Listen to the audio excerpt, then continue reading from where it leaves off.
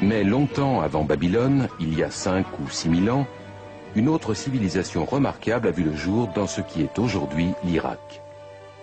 Les Sumériens possédaient une culture exceptionnellement avancée. La liste de ce qu'ils ont créé ou inventé n'a rien à envier à nos sociétés modernes. Ils ont mis en place le premier système politique à 2 assemblées, le premier système scolaire, et l'on pourrait citer des tas d'autres choses. Il faut donc se demander où ont-ils pris toutes ces idées. Je pense qu'il faut se tourner vers les anciens Sumériens eux-mêmes et écouter attentivement ce qu'ils ont à nous dire et qu'ils ont répété à maintes reprises. À savoir que leur civilisation leur avait été enseignée par des êtres descendus sur terre depuis le ciel. Ils les appelaient Anunnaki.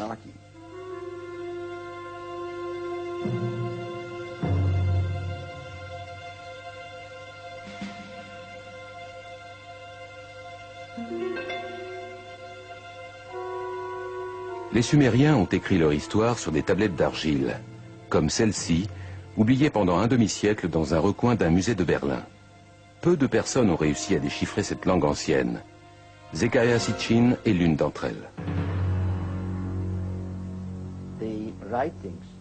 Les écrits et les éléments picturaux qu'ont laissés les Sumériens derrière eux, et qui datent de 6000 ans, parlent de gens venus d'une autre planète, appelée Nibiru, et de nombreuses descriptions montrent des personnages beaucoup plus grands, au moins du tiers, peut-être plus, que la moyenne des êtres humains, autrement dit des géants. Ce cylindre sauce sumérien, provenant d'un musée de Berlin, est étonnant à plus d'un titre. Il décrit notre système solaire avec le Soleil au centre et les planètes disposées autour. Une réalité que la science européenne ne découvrira qu'il y a environ 300 ans. Il montre également Pluton que nous n'avons découvert qu'en 1930. Mais il indique aussi une autre planète que les Sumériens nommaient Nibiru et de laquelle étaient venus, d'après eux, ces géants célestes qu'ils appelaient Anunnaki.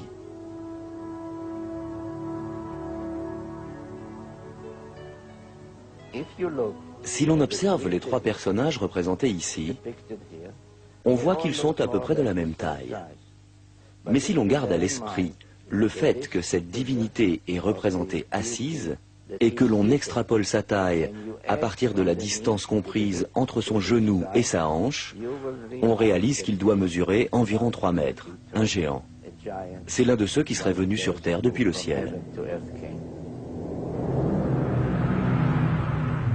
Cherchant les signes d'une existence extraterrestre, les astronomes ont poussé leurs investigations de plus en plus loin dans l'univers.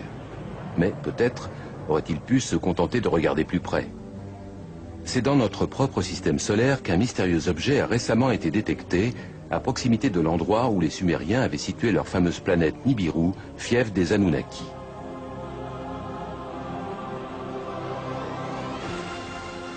Les partisans de cette théorie y verront sans nul doute la confirmation de l'existence de ces géants venus d'un autre monde.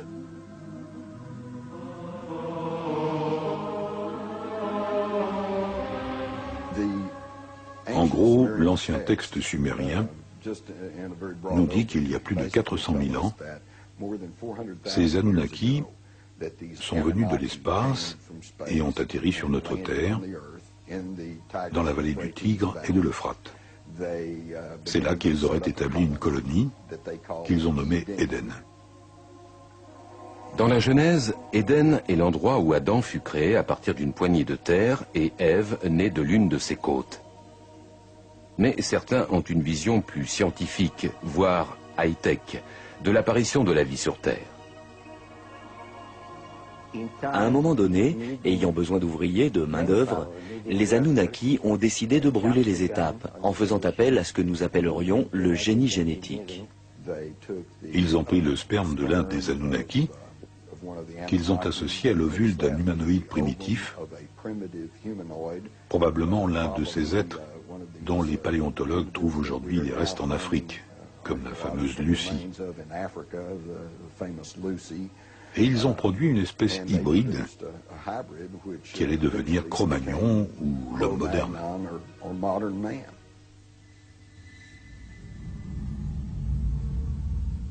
La légende dit que lorsque les Anunnaki sont revenus après plusieurs milliers d'années pour constater les résultats de leur travail génétique, ils auraient trouvé les femmes de notre Terre irrésistiblement séduisantes.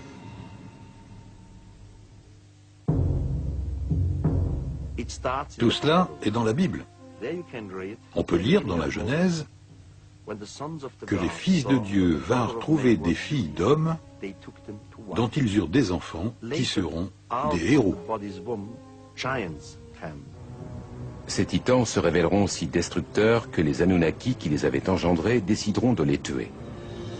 Le livre apocryphe de Baruch précise même le nombre de géants qui auraient été supprimés. Le livre de Baruch précise: alors Dieu fit le déluge.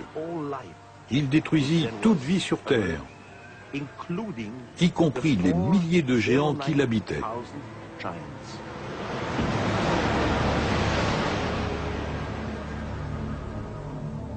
D'après ce récit, quelques titans réussiront à survivre, mais leur règne sur Terre s'achève et les humains vont devenir l'espèce dominante. Les géants vont toutefois continuer à vivre dans la mémoire des hommes, telle une image étroitement associée à nos origines. Pour certains, il s'agit de bien plus que d'une simple réminiscence. Un certain nombre de personnes continuent à décrire des rencontres avec des êtres géants qui seraient descendus d'un engin étrange. D'après eux, nul doute que les Anunnaki, ces géants célestes, reviennent en force.